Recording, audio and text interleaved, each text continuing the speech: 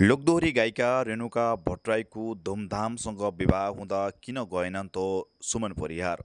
सुमन परियार र गायिका रेणुका भट्टराईको के रहेछ त वास्तविक उनीहरूको पछिल्लो समयको प्रेमबारे खुलाइन् यसरी वास्तविक। आदरणीय दर्शकवृन्द नमस्कार। आज हामी तपाईँहरूको माझमा पछिल्लो समयका साङ्गीतिक जोडी गायक सुमन परियार र गायिका रेणुका भट्टराईको विवाहको बारे र लोकदोहोरीको बारेमा चर्चा गर्नेछौँ। भिडियो अन्तिमसम्म हेरेर हामीलाई साथ दिनुहोला। तपाईँ हामीलाई यो भिडियो कुन ठाउँबाट हेरिदिनुहुन्छ त्यो पनि जानकारी दिएर च्यानलमा नयाँ हुनुहुन्छ भने कमल अनिसा अफिसियल युट्युब च्यानललाई सब्सक्राइब गरेर जोडिनुहोला। दर्शकबिन पछिल्लो समयमा नेपाली लोकदोहोरी क्षेत्रमा एक छत्र राज गरेका गायक सुमन परियार र गायिका रेणुका भट्टराईलाई नचिने त सायदै कम हुनुहुन्छ होला। भर्खरै मात्रै वैशाख 5 गते धुमधामसँग विवाह बन्धनमा बाँधिएकी गायिका रेणुका भट्टराईको विवाहमा सुमन परियार देखिएका थिएनन्। थुप्रै कलाकार टिम पत्रकार साथी लगायतका आफन्त परिवारहरूसँग धुमधामसँग विवाह गरेकी गायिका रेणुका भट्टराईले साङ्गीतिक जोडीको रूपमा चिनिँदै आएका गायक सुमन परियारलाई नदेखिँदा दर्शकहरूले सवाल उठाइरहेका थिए। तर हामीले यसैको पक्षमा हामीले जानकारी समेत दिएका थियौँ।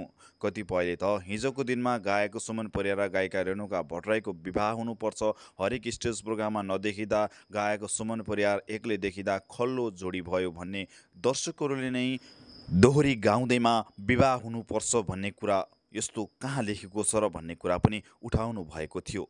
हो, दोहोरी गायकै भरमा विवाह गर्नु जरुरी छैन, तर तपाईँहरूले दिएको त्यो लाइक कमेन्ट सेयरले नै हामीलाई उत्साह दिलाएको हो। गायक सुमन परियार र गायिका रेणुका भट्टराईको सम्बन्ध भनेको दुई भैनाको हो। उनले बहिनी र दाई मान्दै आएका थिए। पछिल्लो समयमा गायकको हरेक लाइभ दोहोरी दर्शकहरूले मन पराउनु भयो र साङ्गीतिक जोडीको रूपमा चिनिँदै आएका थिए। रियल जोडी र साङ्गीतिक जोडीको रूपमा धेरै परिवर्तन छ। उनीहरूले गायकको भरमै विवाह गर्न त भएन भन्ने कुरा तपाईँहरूको कुरा जायज रहेको छ भन्दै एउटा प्रतिक्रिया समेत प्राप्त भएको छ। गायक सुमन परियार पनि केही समय पहिला दोस्रो विवाहमा परिणत भएका थिए भने गायिका रेणुका भट्टराई पनि फर्स्ट विवाहसँगै उनी खुसी रहेकी छिन्।